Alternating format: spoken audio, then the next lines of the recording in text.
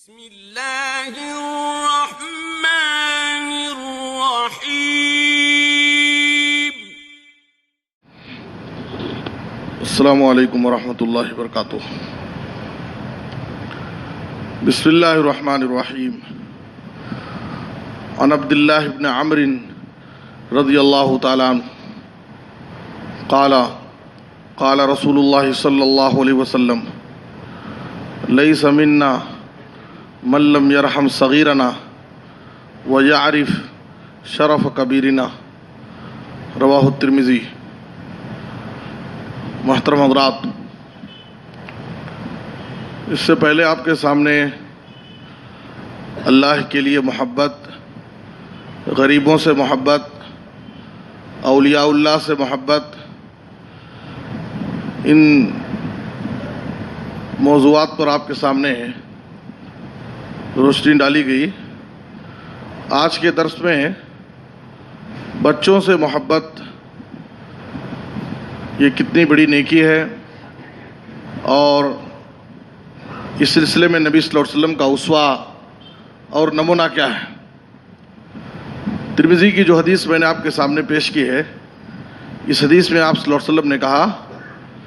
وہ شخص ہم میں سے نہیں ہے جو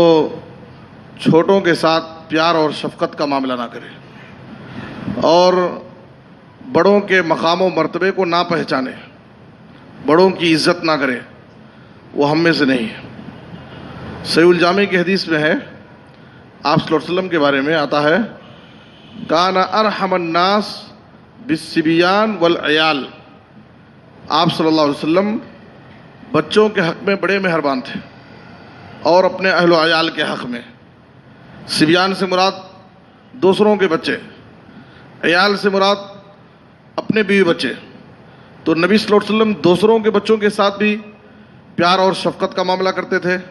محبت سے پیش آتے تھے ان کے ساتھ، اور اپنے بیوی بچوں کے ساتھ بھی نبی صلی اللہ علیہ وسلم کا معاملہ بڑا مشفقانہ ہوتا تھا، اور آپ صلی اللہ علیہ وسلم ان کے ساتھ بھی محبت سے پیش آتے تھے۔ بچوں کے ساتھ نبی صلی اللہ علیہ وسلم کی شفقت یہ بھی ہے کہ آپ صلی اللہ علیہ وسلم کبھی نماز کے لیے آتے، آپ کا ارادہ ہوتا کہ آج لمبی نماز پڑھاؤں گا، لمبی قرات کروں گا، لیکن بچے کے رونے کی آواز آپ سن لیتے تو نبی صلی اللہ علیہ وسلم نماز میں تخفیف کر دیتے تھے، قرات مختصر کر دیتے تھے کہ اس بچے کی وجہ سے اس کی ماں کو تکلیف ہو رہی ہوگی۔ تو نبی صلی اللہ علیہ وسلم کے دل میں بچوں کے تعلق سے اتنا پیار اور شفقت اور محبت تھی۔ بچوں کے تعلق سے بچوں سے محبت اور شفقت کی بہت ساری شکلیں ہیں، ان میں سے چند شکلیں یہ ہیں۔ بچوں سے اظہار محبت کے لیے ان کو بوسہ لینا، ان کو قریب بلا کر کے ان کو چومنا، یہ بھی نبی صلی اللہ علیہ وسلم کا ایک اسوہ ہے اور بچوں سے محبت کی ایک علامت اور ایک دلیل ہے۔ جیسے ایک مرتبہ نبی صلی اللہ علیہ وسلم سے بخاری کی حدیث ہے، حسن بن علی کو آپ صلی اللہ علیہ وسلم نے بوسہ لیا۔ اقرا بن حابس تمیمی وہاں قریب میں بیٹھے تھے، وہ دیکھ لیے تو انہوں نے کہا اللہ کے رسول ان لی عشرۃ من الولد ما قبلت احدا منہم، میرے پاس تو 10 بچے ہیں اور میں نے ان میں سے کسی کو بھی اب تک بوسہ نہیں لیا ہے۔ تو نبی صلی اللہ علیہ وسلم ان کی طرف نظر ڈالے، ان کو دیکھ کر کے آپ نے کہا من لا یرحم لا یرحم، جو دوسروں پر رحم نہیں کرتا، دوسروں کے ساتھ پیار اور شفقت کا معاملہ نہیں کرتا، تو اس کے اوپر بھی رحم نہیں کیا جاتا ہے۔ ہم دوسروں پر رحم کریں گے تو اللہ رب العالمین ہم پر رحم کرے گا۔ اسی طرح سے ایک اعرابی دیہاتی آیا، اس نے نبی صلی اللہ علیہ وسلم سے کہا تقبلون الصبیان، یہ بھی صحیح بخاری کی حدیث ہے، کیا آپ لوگ بچوں کو بوسہ لیتے ہیں، چومتے ہیں؟ تو اس نے کہا فما نقبلہم، ہم تو بچوں کو بوسہ نہیں لیتے۔ تو نبی صلی اللہ علیہ وسلم نے کہا اوا املک لک ان نزع اللہ من قلبک الرحمہ، اگر اللہ تعالیٰ نے تیرے دل سے رحمت، پیار اور شفقت، محبت ختم کر دی ہے، نکال دی ہے، تو میں کیا کر سکتا ہوں؟ تیرے دل میں رحم و کرم کا مادہ نہیں ہے، اسی لیے تو بچوں کو پیار نہیں کرتا، ان کو بوسہ نہیں لیتا ہے۔ تو بچوں کے ساتھ اظہار محبت کی ایک شکل ان کو بلانا، ان کو بوسہ لینا، چومنا ہے۔ اسی طریقے سے ایک دوسری شکل یہ ہے کہ ان کو بلا کر کے گود میں بٹھانا، گود لینا، یہ بھی محبت کی ایک علامت ہے۔ آپ دیکھیے نبی صلی اللہ علیہ وسلم کا مقام و مرتبہ کیا ہے، آپ کی عظمت کیا ہے، لیکن پھر بھی نبی صلی اللہ علیہ وسلم کا یہ کمال اخلاق ہے، یا آپ صلی اللہ علیہ وسلم کی کمال تواضع ہے کہ آپ صرف اپنے بچے نہیں، دوسروں کے بچوں کو بھی اپنی گود میں لیتے، بٹھاتے، پیار کرتے تھے۔ ام قیس بنت محصن جو صحیح بخاری کی حدیث ہے،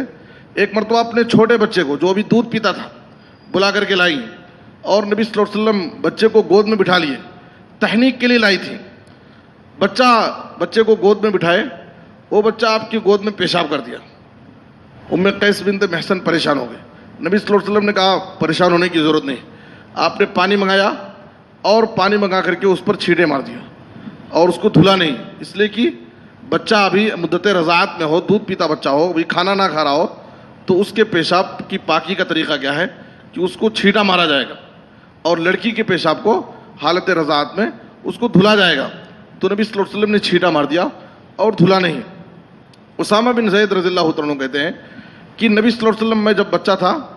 مجھے آپ صلی اللہ علیہ وسلم بلاتے، ایک ران پر بٹھا لیتے، حسن بن علی کو دوسری ران پر بٹھاتے اور بٹھا کر کے سینے سے لگاتے، سینے سے چمٹاتے اور کہتے اللہم ارحمہما فانی ارحمہما، اے اللہ تو ان دونوں پر رحم کر، اس لیے کہ میں ان دونوں پر پیار اور شفقت کا معاملہ کرتا ہوں، ان کے ساتھ رحم و کرم کا معاملہ کرتا ہوں۔ اسی طریقے سے بچوں کے ساتھ اظہار محبت کی ایک تیسری شکل یہ ہے کہ بوقت ضرورت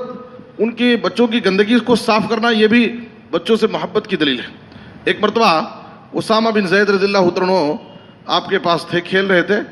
تو ان کے ناک سے غلاظت بہ رہی تھی، تو نبی صلی اللہ علیہ وسلم اٹھے اور ان کے ناک کی غلاظت صاف کرنا چاہے۔ عائشہ رضی اللہ عنہا اٹھ گئیں اور کہا اللہ کے رسول چھوڑیے، میں صاف کر دیتی ہوں۔ تو نبی ترمذی کی حدیث ہے، آپ صلی اللہ علیہ وسلم نے کہا یا عائشہ احبی فانی احبہ، اے عائشہ تم ان سے محبت کرو، اسامہ بن زید سے تم محبت کرو، اس لیے کہ میں ان سے محبت کرتا ہوں، اس لیے تم بھی ان سے محبت کرو۔ تو اظہار محبت کی ایک دلیل یہ بھی ہے کہ ہم بچوں کو گود میں بٹھائیں، اور اگر بچے ہمارے کپڑے گندے کر دیں یا ان کی غلاظت ہمارے جسم میں لگ جائیں تو یہ کوئی غلط بات نہیں، یہ بچوں سے محبت کی ایک دلیل ہے، نبی صلی اللہ علیہ وسلم کا اسوہ اور نمونہ ہے۔ آپ صلی اللہ علیہ وسلم کا مقام و مرتبہ کیا ہے، آپ صلی اللہ علیہ وسلم یہ سب بچوں کے ساتھ کرتے تھے۔ اسی طرح سے ایک چوتھی شکل یہ ہے کہ آپ صلی اللہ علیہ وسلم اگر گلی سے گزر رہے ہیں، رستے سے گزر رہے ہیں، بچے کھیل رہے ہیں تو ان سے سلام کرتے تھے، قریب ان کو بلا کر کے ان کے سر پر پیار اور شفقت سے ہاتھ پھیرتے تھے، دعائیں دیتے تھے۔ جیسے حدیث میں ہے کان یزور الانصار ویسلم علی صبیانہم ویمسح رؤوسہم، انصار کے پاس آپ جاتے تھے، ان کے بچوں سے آپ سلام کرتے اور ان کے سروں پر پیار اور شفقت سے آپ ہاتھ پھیرتے تھے۔ اسی طرح سے ایک پانچویں شکل بچوں سے محبت کی ہے کہ ان سے ہنسی کرنا، ذرا دل لگی کرنا۔ حضرت انس رضی اللہ عنہ کہتے ہیں کہ نبی صلی اللہ علیہ وسلم ہم سے بالکل بے تکلفی کے ساتھ ہم سے گھل مل جاتے تھے، ہمارے پاس آ کر کے بیٹھتے، اور ہمارا ایک چھوٹا بھائی تھا اور وہ ایک پرندہ اپنے پاس رکھتا تھا اور اس سے کھیلتا تھا، پرندہ اچانک مر گیا،